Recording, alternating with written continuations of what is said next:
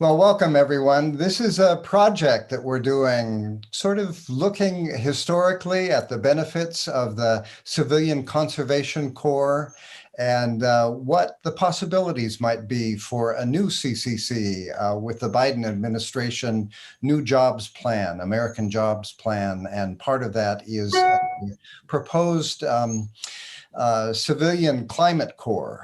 And today we've got Connie Rudd with us, who's had a number of years of experience in the national parks.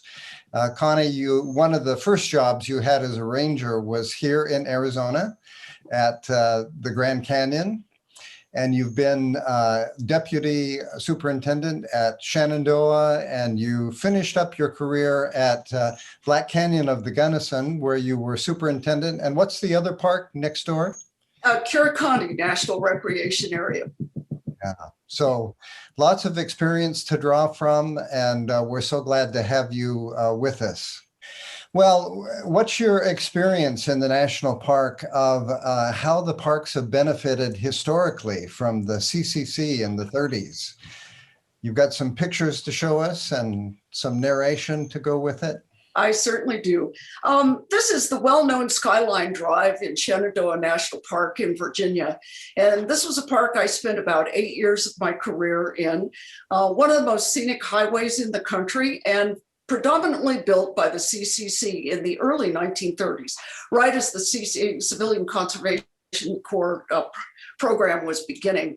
Shenandoah National Park is absolutely a showcase for CCC projects, everything from roads and trails and retaining walls and buildings and structures. And my office was in a beautiful historic building built by the CCC. They built the campgrounds, the picnic areas, the overlooks of the Shenandoah Valley, and that park hosts about 3 million visitors a year along that drive. I also spent 9 years at the Grand Canyon in northern Arizona, and a good chunk of the South Rim was accessed for visitors by the CCC. Most national parks in the West that came into being before 1942 have multiple numbers of CCC projects that directly benefit the visitors.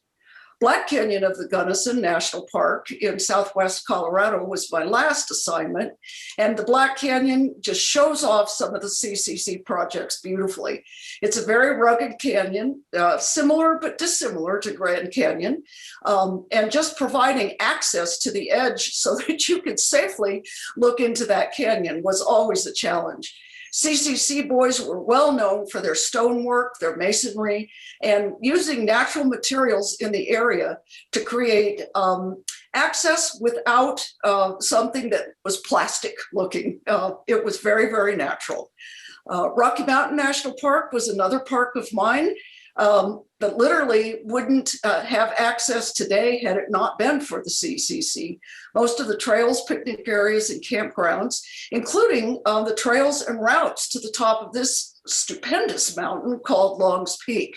So the CCC and many of the parks that I was a park ranger were evident literally every day.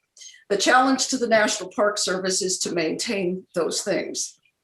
So as we move from that to what's in the future.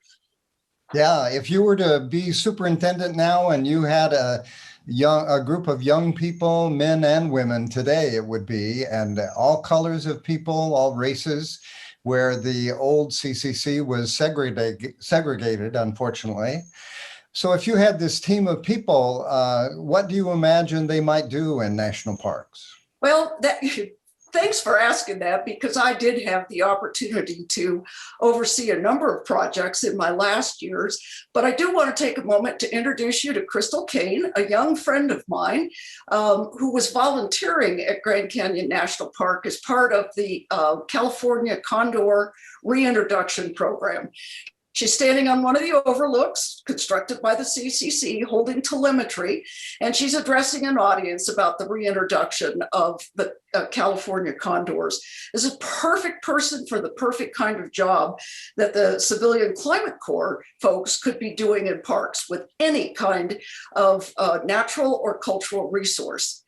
At Black Canyon of the Gunnison, it's such an inaccessible canyon if you are mobility impaired. Literally, you cannot look into the canyon if you require use of a wheelchair.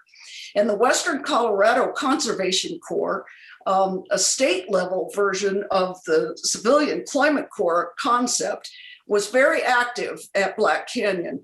And a proposed project was to build an accessible overlook to one of the most spectacular views into the Black Canyon by this conservation corps. So back to the conservation corps that are already in place, I would imagine that the Civilian Climate Corp would take advantage of those organizations already going, as well as federal and state agencies that are set up to manage that. We often think of these projects as being primarily in natural area Western parks, but the whole concept is everything, border to border, north, south, east, west, urban and suburban projects. Can you imagine Climate Corp kids climbing on roofs and installing things as simple as solar panels in a neighborhood or in a metropolitan area? I think being able to bring the whole concept of conservation and climate into everybody's lives would be an important concept here. It's a once in a lifetime opportunity for a generation.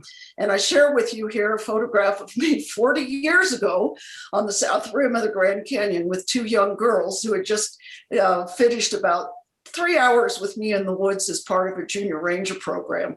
It's my hope now, they're in their 50s, that their experience at the national park with a park ranger might have encouraged them to go find their own way in terms of working with the environment or deep appreciation of the environment.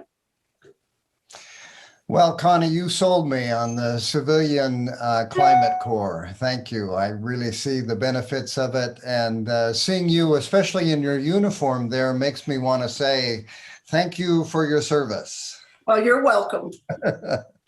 Bless you.